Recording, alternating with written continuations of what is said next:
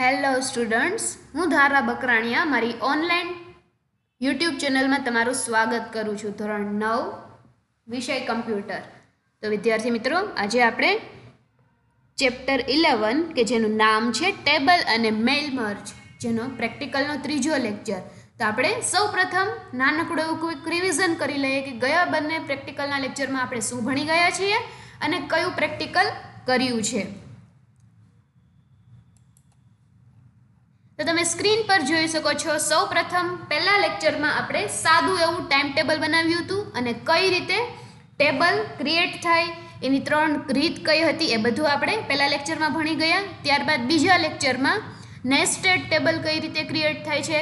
Nested table એટલે શું કે ટેબલની અંદર ટેબલ એ કઈ રીતે ક્રિએટ થાય છે એ આપણે ભણી ગયા છીએ. ત્યારબાદ એ જ લેક્ચરમાં આપણે બેકગ્રાઉન્ડમાં ઇમેજ સેટ કરતા શીખી છે કે કઈ રીતે તમે બેકગ્રાઉન્ડમાં ઇમેજ સેટ કરી શકો છો, ફોન્ટનો કલર કઈ રીતે ચેન્જ કરી શકો છો, કે બેકગ્રાઉન્ડનો કલર કઈ રીતે ચેન્જ કરી શકો છો. એ બધું આપણે પહેલાં 2 લેક્ચરમાં શીખી લીધું છે.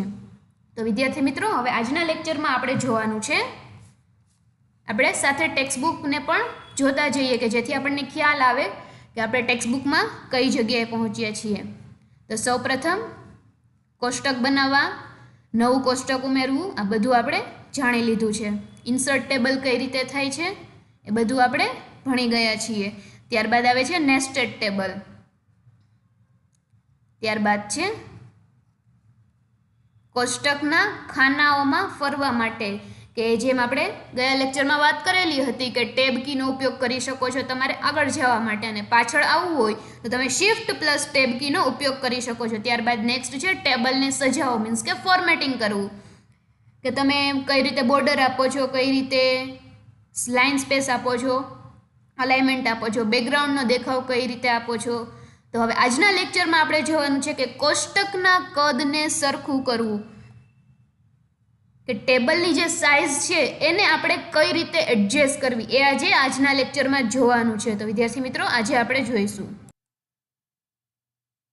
તો સ્ટુડન્ટ્સ, તમારે ટેબલને એડજસ્ટ કરવા માટે તમે અહીંથી માઉસથી પણ કરાવી શકો છો, અને જો તમારે એ રીતે ન કરવું હોય અને જો પ્રોપર ફોર્મેટ વાઇઝ કરવું હોય કે તમારે ઉપરથી અને નીચેની જે સ્પેસ છે એ વ્યવસ્થિત સેટ કરવી હોય તો તમે કઈ રીતે કરી શકો છો એ તમને સમજાવું. એના માટે જો તમે 2 ટેબલ બનાવેલા છે તો આ ટેબલને સૌપ્રથમ તમે સિલેક્ટ કરી લ્યો. સિલેક્ટ કરી લીધા બાદ અહીંયા ટેબલ મેનુની અંદર ટેબલ પ્રોપર્ટીઝની અંદર તમારે અહીંયા ટેબલ ફોર્મેટ આવશે.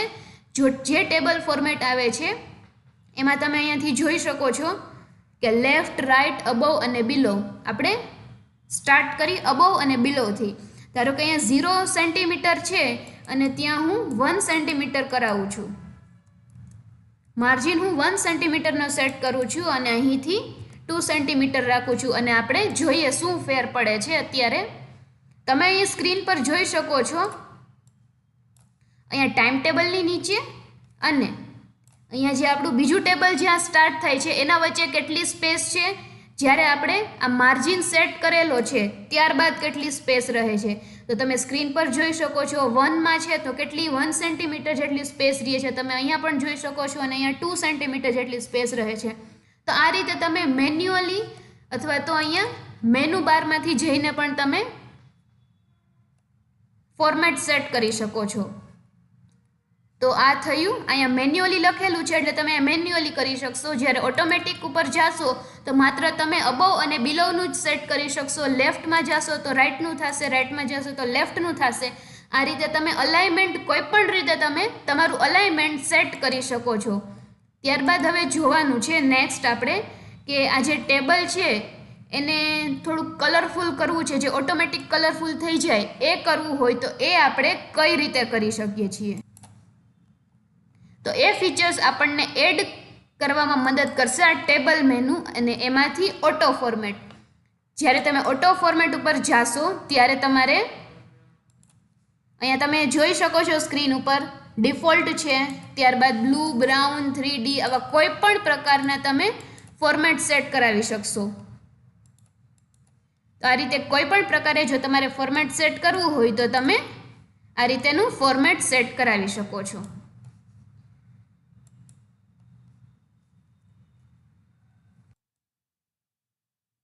સ્ટુડન્ટ્સ, તો અહીં આપણું કોષ્ટકના કદને સરખું કરવું એ આપણે જોઈ લીધું છે કે ટેબલ ફોર્મેટમાંથી કઈ રીતે તમે રો અબવ બિલો એવી સ્પેસિંગ તમે આપી શકો છો. ત્યારબાદ આપણો નેક્સ્ટ ટોપિક છે આડી અને ઊભી હરોળનું કદ બદલવું, કે જે રો અને કોલમ છે એનું આપણે જે કદ બદલવું હોય તો એ આપણે કઈ રીતે બદલી શકીએ છીએ. તો આપણે અહીં માઉસથી મેન્યુઅલી તો આ રીતે બદલી જ શકાય છે, પરંતુ જો આપણે ટેબલ ફોર્મેટમાંથી સેટ કરવું હોય તો એમાંથી આપણે કઈ રીતે સેટ કરી શકીએ છીએ. તો એના માટે ટેબલમાંથી ઓટો ફિટની અંદર જઈ સૌપ્રથમ તો ટેબલને સિલેક્ટ કરવાનું ભૂલતા નહીં વિદ્યાર્થી મિત્રો. જ્યારે સાઈડમાંથી એરો આવે છે ત્યારે તમે સિલેક્ટ કરશો તો આખું ટેબલ સિલેક્ટ થશે, અથવા જો ઉપર તમે એરો તમને જે દેખાય છે એમાંથી તમે સિલેક્ટ કરશો તો એક એક રો કોલમ સિલેક્ટ થશે. તો ટેબલમાંથી ઓટો ફિટ અને ઓટો ફિટમાંથી આપણે જો ઓપ્ટિમલ કોલમ વિથ જોઈએ છે તો એ રીતે સેટ થઈ જશે.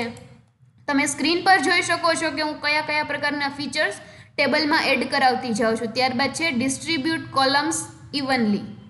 તમે જોઈ શકો છો બધી કોલમની સાઇઝ એકસરખી થઈ ગઈ છે.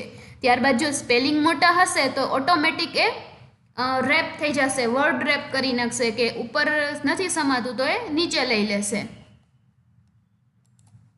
ત્યારબાદ નેક્સ્ટ ઓટો ફિટમાં આવે છે રોની હાઇટ.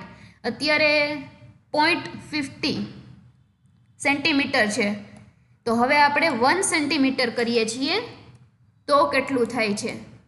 તો તમે જોઈ શકો છો સ્ક્રીન પર કે જે રોની સાઇઝ છે એ બધી એક સરખી થઈ ગઈ છે. તો આ રીતે તમે મેનુ બારમાંથી પણ કોલમ અને રોને સેટ કરી શકો છો. ત્યારબાદ હવે પહેલાં આવતું હતું ઓપ્ટિમલ કોલમ, હવે આવે છે ઓપ્ટિમલ રો અને ડિસ્ટ્રીબ્યુટ રો હાઇટ. તો આ રીતે તમે તમારે જે રીતે ફોર્મેટ જોઈ છે એ રીતે તમે તમારા ફોર્મેટમાં આખું વ્યવસ્થિત ટેબલ સેટ કરાવી શકો છો. તો સ્ટુડન્ટ્સ, આ થયું આપણે ટેબલના ઓટો ફિટ ફીચર્સમાંથી. હવે આપણે ટેબલ પ્રોપર્ટીઝમાંથી જો તમારે રો અને કોલમ એડજસ્ટ કરવી હોય તો પણ તમે એક એડજસ્ટ કરી શકો છો. તો તમે જુઓ ટેબલની અંદરથી ટેબલ પ્રોપર્ટીઝમાં કોલમમાંથી જે અહીંયા ટોટલ કેટલી કોલમ આપણને બતાવે છે એ પ્રમાણે તમે અહીંથી સેટ કરાવી શકો છો. ધારો કે અત્યારે આ 2 છે, 3 છે, 4, 5, 6 અને 7. એવી રીતે તમારે કોઈ પણ મેન્યુઅલી કોલમની વિડ્થને વધારવી હોય તો તમે અહીંથી સેટ કરાવી શકો છો. ફોર એક્ઝામ્પલ અત્યારે 1.96 છે ત્યાં આપણે 2 સેન્ટીમીટર લઈએ છીએ 2 નંબરની કોલમમાં. તો હવે તમે જોજો કે કઈ રીતે સેટ થાય છે. તો તમે સ્ક્રીન પર જોઈ શકો છો કે 2 નંબરની કોલમ સેટ થઈ ગઈ છે.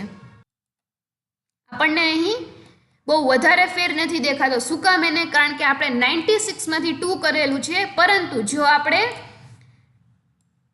2માંથી 3 કરશું તો ડેફિનેટલી ઘણો સુધારો થઈ જશે. તો તમે સ્ક્રીન પર જોઈ શકો છો કે અહીં મંડેની જે કોલમ છે એ આખી પોળી થઈ ગઈ છે અને એમાં જગ્યા વધારે આવી ગઈ છે. તો તમે સ્ક્રીન પર જોઈ શકો છો એ પ્રેક્ટિકલ. જ્યારે ત્રીજી કોલમ છે એ નાની થઈ ગઈ છે સાઇઝમાં. તો આ રીતે તમે મેન્યુઅલી જે કંઈ પણ સુધારા વધારા, ફોર એક્ઝામ્પલ તમારે એક કોલમની સાઇઝ વધારે જોઈ છે, એક કોલમની ઓછી જોઈ છે, તો તમે આ રીતે મેન્યુઅલી ફોર્મેટ સેટ કરી શકો છો. પરંતુ ક્યાં જઈને વિદ્યાર્થી મિત્રો? ટેબલની અંદરથી ટેબલ પ્રોપર્ટીઝમાંથી જઈને. ઓકે, તો હવે તમને આ સમજાઈ ગયું હશે. તો હવે આપણે પાછા બુકની અંદર જઈએ. તો આ બધું તમને બુકમાં આપેલું જ છે, કોલમનું, બોર્ડર્સનું. તો તમે આ રીતે વ્યવસ્થિત બુક સાથે રાખીને ભણશો તો તમને એકદમ સમજાઈ પણ જશે, અને જો ક્યારેય તમારે રિવિઝન કરવું હશે તો પણ તમને બુક ઘણી હેલ્પફુલ થશે. તો વિદ્યાર્થી મિત્રો, આપણે ટેબલ ફોર્મેટ ઓપન કરેલું જ છે, તો સાથે સાથે આપણે તેનું એક બીજું એક્સ્ટ્રા ફીચર બોર્ડર્સ અને બેકગ્રાઉન્ડ એ પણ અત્યારે જોઈએ જ લઈએ. જો તમારે બોર્ડર સેટ કરવી હોય, બોર્ડર સેટ તમે કરો જ છો, અને જો એમાં પણ તમારે થોડુંક ઇનોવેટિવ જોઈએ છે તો તમે અહીંથી એની થિકનેસ સેટ કરી શકો છો. ત્યારબાદ એની સ્ટાઇલ, કે તમારે આવી ડબલ લાઇનવાળી બોર્ડર જોઈએ છે તો એ પણ તમે અહીંથી સેટ કરી શકો છો. તમે સ્ક્રીન પર જોઈ શકો છો કે એકદમ ડાર્ક બોર્ડર આવી ગઈ છે. તો આવી રીતે તમે ટેબલ પ્રોપર્ટીઝમાંથી જઈને બોર્ડર પણ તમને ગમતી સેટ કરી શકો છો. અને હા વિદ્યાર્થી મિત્રો, અહીં કલરમાં પણ તમને ઓપ્શન આપવામાં આવે છે કે તમારે જે પ્રકારે કલર જોઈએ છે એ તમને કલર એવો પ્રોવાઈડ કરે છે. ધારો કે તમારે બ્લુ કલર જોઈએ છે તો તમે બ્લુ કલર રાખી દો તો બોર્ડરનો કલર આખો બ્લુ થઈ જશે. આ રીતે તમે જુદા જુદા ફીચર્સ એડ કરાવીને તમારું ટેબલ એકદમ વ્યવસ્થિત સેટ કરાવી શકો છો. તો હવે બોર્ડરમાં પણ તમને એક બીજો ખાસ ઓપ્શન કહી દઉં કે અહીંયા ડિફોલ્ટ આપેલું છે. તો અહીંયા સેટ નો બોર્ડર છે. ત્યારબાદ અહીંયા છે કે માત્ર બોર્ડર્સ ઓનલી, આ જે બોર્ડર તમને દેખાય છે કે જ્યાંથી ટેબલ કમ્પ્લીટ થાય છે એ રીતે જો તમારે સેટ કરવી હોય તો પણ તમે અહીંથી સેટ કરી શકો છો. ત્યારબાદ માત્ર સેન્ટર લાઇન, જે અહીંથી આપણે ફોર એક્ઝામ્પલ આખો બોર્ડર ટેબલ લીધું છે અને અહીંયા બે જ લાઇન લેવી છે તો એ રીતે પણ તમે સેટ કરાવી શકો છો. તો તમે સ્ક્રીન પર જોઈ શકો છો આ રીતે તમે બોર્ડરને સેટ કરાવી શકો છો. ત્યારબાદ આપણે નેક્સ્ટ ફીચર્સ જોઈ લઈએ, બેકગ્રાઉન્ડ. બેકગ્રાઉન્ડમાં તમે કોઈ પણ કલર સેટ કરાવી શકો છો. તમને જે પણ કલર ગમતો હોય એ કલર તમે, આ સેલમાં થાય છે તો જ્યારે આખું ટેબલ સિલેક્ટ હશે ત્યારે આખા ટેબલની અંદર થશે. પર તમારે કોઈ પણ સેલ હાઇલાઇટ કરવો હોય તો તમે એવી રીતે સેલમાં પણ લઈ શકો છો. ફોર એક્ઝામ્પલ તમારે જ્યાં મેથ્સના લેક્ચર છે એ હાઇલાઇટ કરવા છે તો તમે એ સેલને સિલેક્ટ કરશો તો એ એક સેલ થઈ જશે. તો વિદ્યાર્થી મિત્રો, તમને હવે ટેબલમાં આટલું સમજાઈ ગયું હશે કે કઈ રીતે બોર્ડર લેવી, કઈ રીતે બેકગ્રાઉન્ડ સેટ કરવું, કઈ રીતે એની રો અને કોલમ એડજસ્ટ કરવી. તો આ રીતે હવે તમને ખ્યાલ આવી ગયો હશે કે ટેબલને કઈ રીતે તમે વ્યવસ્થિત એટ્રેક્ટિવ બનાવી શકો છો. તો વિદ્યાર્થી મિત્રો, આપણે પાછા બુકમાં જોઈએ કે આડી અને ઊભી હરોળ ઉમેરવી. જે આપણે અગાઉના લેક્ચરમાં ભણી ગયા છીએ કે આપણે આડી અને ઊભી હરોળ ઉમેરવી હોય તો આપણે કઈ રીતે ટેબલમાં ઇન્સર્ટ કરાવી શકીએ છીએ. એના માટેનો ઓપ્શન હતો અહીંથી કે ટેબલની અંદરથી તમે રો અને કોલમ ઇન્સર્ટ કરાવી શકો છો. ફોર એક્ઝામ્પલ તમે આ રો ઇન્સર્ટ સિલેક્ટ કરેલી છે તો હવે તમારે જો ઇન્સર્ટ કરાવી હોય તો ઇન્સર્ટમાંથી જઈ અને ઇન્સર્ટ રો કરાવશો તો અહીંયા તમારે નંબર આપવાનો રહેશે અને કહેવાનું રહેશે કે તમારે પહેલાં જોઈએ છે કે પછી જોઈએ છે. જો તમે પોઝિશન આપી દેશો અને નંબર આપી દેશો, મીન્સ કે તમારે કેટલી રો અને કોલમ જોઈએ છે, એક રો જોઈએ છે, બે રો જોઈએ છે, એવી રીતે જો તમે નંબર આપી દેશો તો તમને ખ્યાલ આવી જશે. તો તમે જોઈ શકો છો અહીંયા બે રો ઇન્સર્ટ થઈ ગઈ છે. ઓકે વિદ્યાર્થી મિત્રો, જો તમને ન સમજાય તો તમે આ રીતે પાછો વિડીયોને રિવાઇન્ડ કરીને સાંભળજો એટલે જરૂરથી તમને સમજાઈ જશે. ત્યારબાદ નેક્સ્ટ છે અહીં માઉસ વડે છે. જે માઉસ વડે આપણે કઈ રીતે કરતા તો કે આ સિલેક્ટ કરી અને રાઈટ ક્લિક કરીને પણ આપણે કરી લેતા કે આપણે ઇન્સર્ટ કરાવી હોય ટેબલમાં તો તમે રો અને કોલમ ઇન્સર્ટ કરાવી લેતા. ત્યારબાદ મેનુ વડે, જેમ તમને અહીંયા આપેલું છે કે મેનુ વડે કઈ રીતે કરતા તો કે ટેબલ મેનુ પસંદ કરો, એ પછી ઇન્સર્ટ અને એ પછી રો અથવા કોલમ એડ કરાવો અને ત્યારબાદ છે ટૂલ બાર વડે. ટૂલ બાર વડે એટલે કે જે કર્સર, જ્યારે કર્સર કોષ્ટકના કોઈ પણ ભાગમાં હશે ત્યારે આકૃતિ, તમે આ આકૃતિમાં જોઈ શકો છો કે દર્શાવ્યા મુજબ ટેબલનું ટૂલ બાર આપેલું છે એના વડે પણ તમે લઈ શકો છો.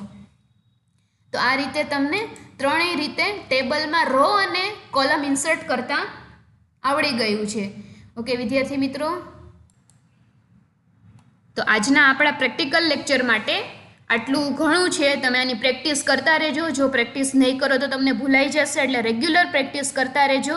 અને જો તમને ન સમજાય તો મને તમે પૂછી પણ શકો છો. અને મારી યુટ્યુબ ચેનલને સબસ્ક્રાઈબ કરવાનું ભૂલતા નહીં. અને જો તમને કંઈ પ્રશ્ન હોય તો પણ તમે મને પૂછી શકો છો. મારી ચેનલને લાઇક, શેર અને સબસ્ક્રાઈબ કરજો વિદ્યાર્થી મિત્રો. ઓકે વિદ્યાર્થી મિત્રો, થેન્ક યુ.